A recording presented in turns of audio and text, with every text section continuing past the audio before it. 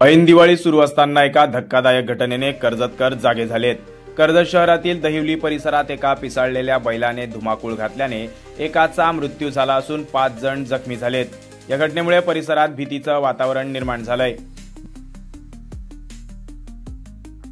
22 ऑक्टोबरच्या रात्रीपासून ते 23 ऑक्टोबरच्या पहाटेपर्यंत या बैलाने अनेकांवर हल्ले केलेत। या हल्ल्यात दहिवली लालनी रोड परिसरातील 9 वर्षीय आदित्य कनोजिया या मुलावर बैलाने हल्ला करून त्याला जखमी केलंय। 23 ऑक्टोबरच्या पहाटेच्या सुमारास 65 वर्षीय मंजुळा चव्हाण आणि योगिता थोरवे या मॉर्निंग वॉकसाठी बाहेर पडल्या असता दहिवली मातोश्री हॉस्पिटल येथे बैलाने त्यांच्यावर हल्ला चढवला।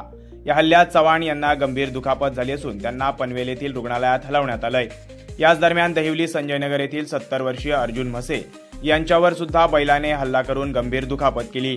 या हल्ल्यात त्यांचा मृत्यू झालाय। तसेच आणखी 3 ते 4 जणांना या पिसाळलेल्या बैलाने जखमी केलंय। या घटनेची माहिती मिळताच माजी नगरसेवक संकेत भासे यांनी तात्काळ आमदार महेंद्र थोरवे फाउंडेशनच्या फिरता दवाखान्याची टीम मदतीसाठी रवाना केली। अँब्युलन्सवरील राजन राठोड या युवकाने जखमींना तात्काळ उपचारासाठी कर्जत उपजिल्हा रुग्णालयात दाखल केलं।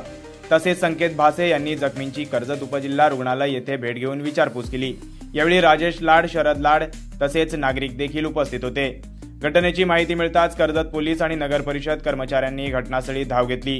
खोपोली येथील गुरुनाथ साठेलकर यांच्या हेल्प फाउंडेशनने तात्काळ कर्जतमध्ये दाखल होत पिसाळलेल्या बैलाला पकडण्यासाठी प्रयत्न सुरू केले। यानंतर अत्यंत साहसी प्रयत्नाने बैलाला पकडून बांधून ठेवण्यात गुरुनाथ साठेलकर आणि त्यांच्या टीमला यश आलं। या साऱ्या थरारक घटनेदरम्यान नागरिकांची मोठी गर्दी जमा झाली होती। यावेळी दहिवली येथील राज्यमार्ग काही काळ बंद ठेवण्यात आला होता, तर नागरिकांची गर्दी वाढत असल्याने पोलिसांनी देखील चोख बंदोबस्त तैनात केला। अत्यंत थरारक आणि साहसी प्रयत्नांनंतर या पिसाळलेल्या बैलाला बांधून ठेवण्यात यश आलंय।